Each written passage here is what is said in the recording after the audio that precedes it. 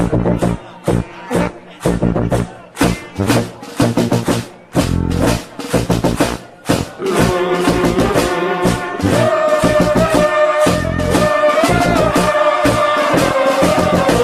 chiamo Muharrem Regepi, gitano, rifugiato da Kosovo, Italia, adoro.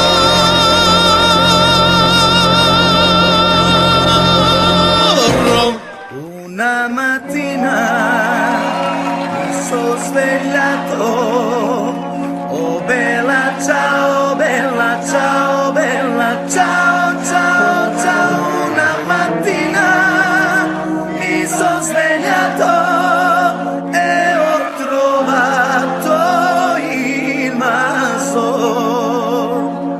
oh partigiano. Quan no tens raó i has causat un mal, la teva obligació és rectificar, demanar perdó i afrontar les possibles conseqüències dels teus actes.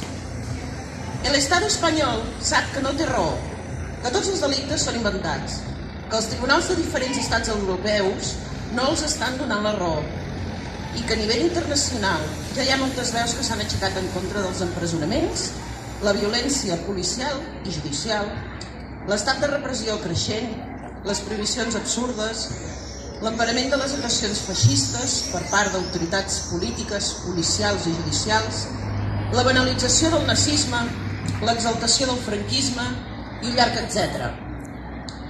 Diumenge les companyes i companys del CDR de Salt vàrem engalanar aquest passeig amb motiu de la Diada de Sant Jordi. A la nit, aprofitant la foscor i l'anonimat, un grup de feixistes va arrencar-ho tot. Ahir, en aquest mateix lloc, hi havia les parades de dos partits d'ultradreta, xenòfobs i racistes. Avui nosaltres hi pintarem roses i escriurem aquella paraula que tant els molesta: llibertat. Jordi Cuixart i Jordi Sánchez, 190 dies de presó. Joaquim Forn i Oriol Junqueras, 173 dies de presó. Raül Romeva, Dolors Bassa, Carme Forcadell, Jordi Turull i Josep Rull, 62 dies de presó. Com a ciutadans lliures exigim a l'estat espanyol l'immediat alliberament de tots i totes les segrestades en presons espanyoles i el retorn dels exiliats. A les i els polítics catalans els hi hem d'exigir investir el president Puigdemont com a legítim president de la Generalitat de Catalunya i ens unim en l'esforç per implementar immediatament la República Catalana i iniciar el procés constituent. Visca la República Catalana! Visca!